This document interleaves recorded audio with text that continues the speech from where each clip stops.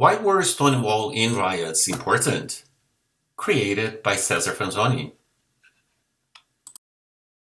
For my final project, I decided to try to understand more about the Stonewall Inn riots of 1969, a turning point in the LGBT rights movement in the United States and around the world. This is a topic that is very important to me as a gay man, and I hope you will enjoy the interesting facts I came across doing my research. I read a thought-provoking article written by Elizabeth Armstrong and Suzanne Craig called Movements and Memory: The Making of the Stonewall Myth, and I also looked for extra material to help me understand it in depth. To understand the historical context, we have to start with the Vietnam War and the anti-war protests. Vietnam War was fought between 1955 and 1975 between the communist North Vietnam and anti-communist South Vietnam.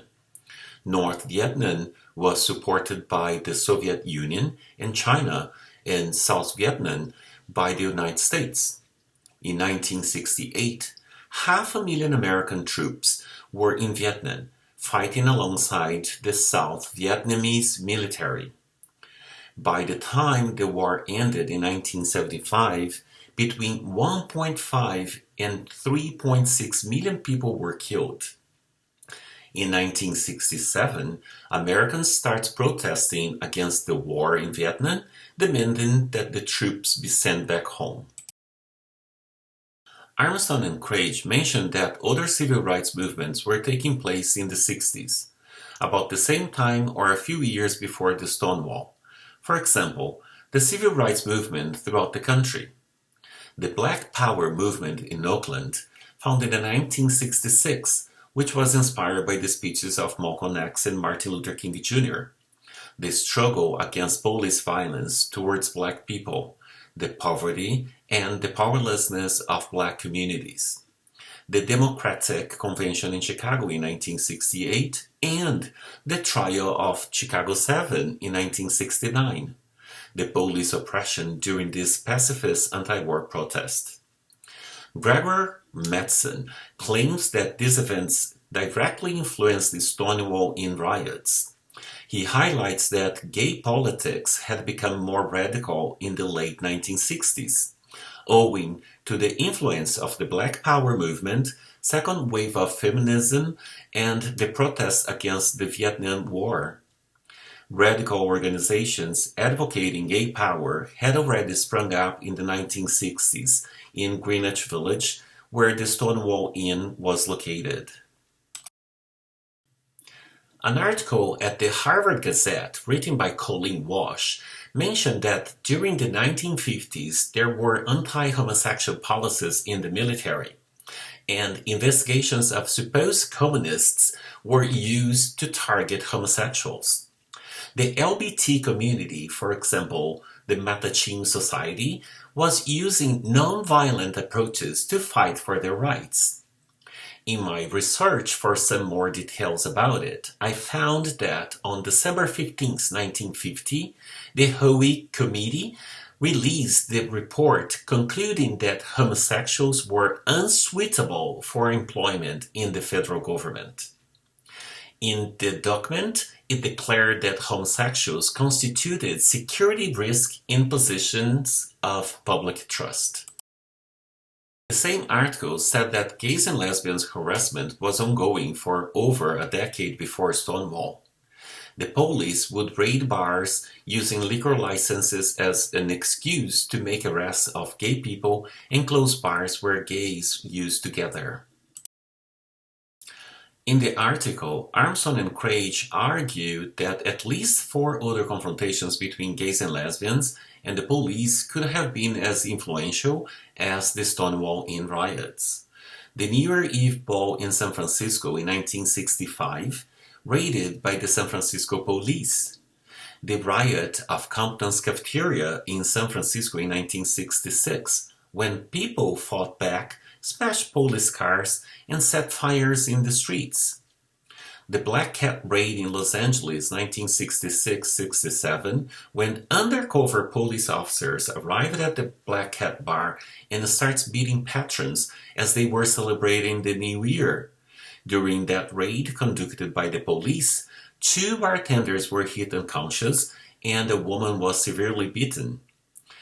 The Snake Pit Bar raided in New York City in 1970. 9 months after the Stonewall, police raided the bar, took 167 customers to the precinct, and severely injured one customer who was trying to escape. Each of these could have been the watershed moment, but none of them did.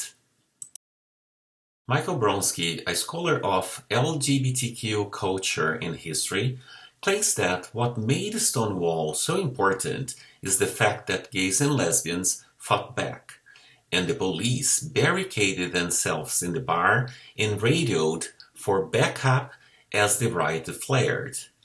More violent demonstrations shook the neighborhood in the following days. Armstrong and Craig's question was, why Stonewall has become something we commemorate every year, even though it was not the first confrontations of gays and lesbians and the police. The author's idea is that Stonewall is remembered because it's marked by an international commemorative ritual, an annual gay pride parade. It also accounts of other events are confined almost exclusively to books by historians of sexuality. Armstrong and Craig let it very clear that Stonewall's story conceals that the contemporary gay movement did not originate in New York City. The movement development in many different cities was a precondition for national commemoration of Stonewall. If the gay community didn't celebrate Stonewall in the following years, it would not attract national significance. Instead, it would end up like the older events, like the San Francisco New Year's Ball. It's very important to keep celebrating gay pride. It's necessary to support our communities and ensure that we all contribute educating and informing the society we live in about the harms and damages that homophobia, transphobia, and biphobia can cause. If we continue celebrating gay pride, it brings visibility, validation and awareness, creates a sense of community and social support, promotes self-confidence and self-acceptance, encourages resilience and assertiveness, and promotes a sense of purpose. Nowadays, we continue to celebrate the Gay Pride worldwide in June, making the Stonewall Inn riots that happened on June 28, 1969 in New York City, which instigated the modern fight for LGBTQ+ rights. I would like to highlight some of these events around the world and showing pictures how the populations in these cities embrace and support the pride. New York City, as the Mark Zero, the city where the first Pride was celebrated, remembers this date with a beautiful parade and lit the rainbow colors in its landmarks. São Paulo, Brazil, where I'm from, was in 1997, and by 2006 it was breaking Guinness World Records, holding the biggest Pride parade in the world at 2.5 million people. In 2017, the parade itself had 5 million people involved, and I was there. Madrid, Spain, holds one of the most celebrated parades in Europe. In 2017, hit a staggering attendance of 3.5 million people. So, the question is, how did we go from Stonewall Inn riots in New York City to the Pride celebrations around the world?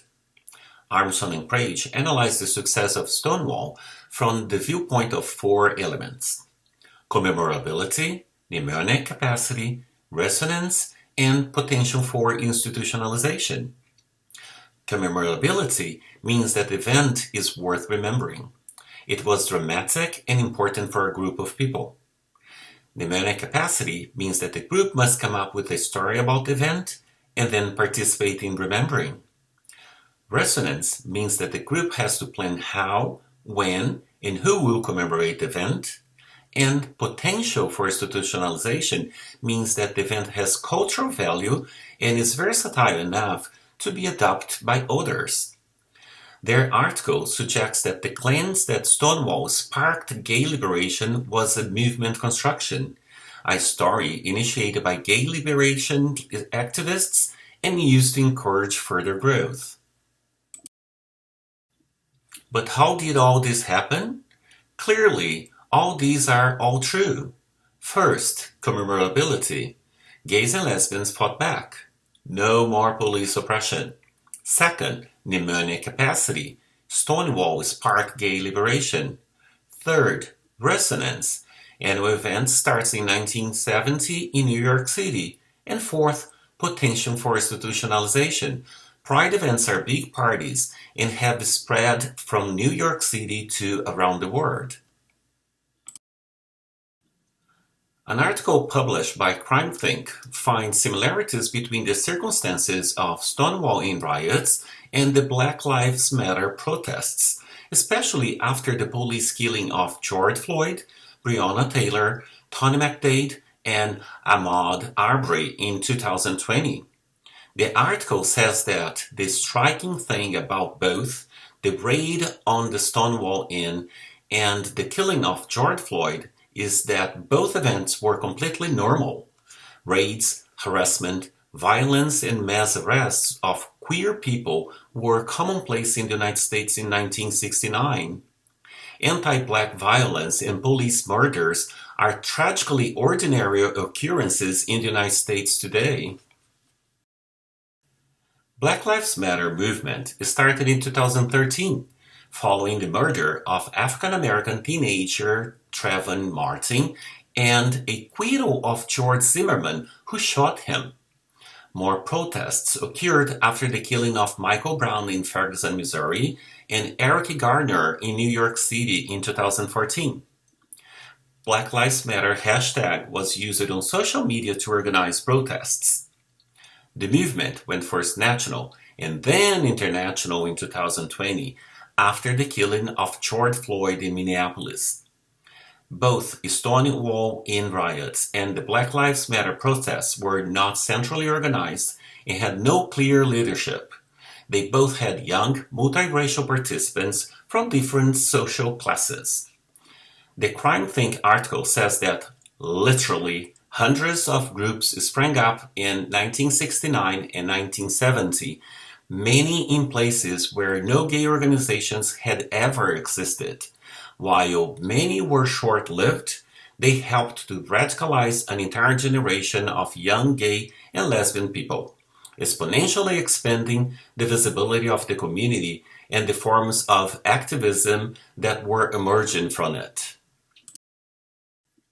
How will the Black Lives Matter movement be remembered? Let's analyze that more closely. It has commemorability. After decades of racial profiling and police brutality, Black people and the wider community said enough. It has demanding capacity. Black Americans are equal under the law. It has resonance.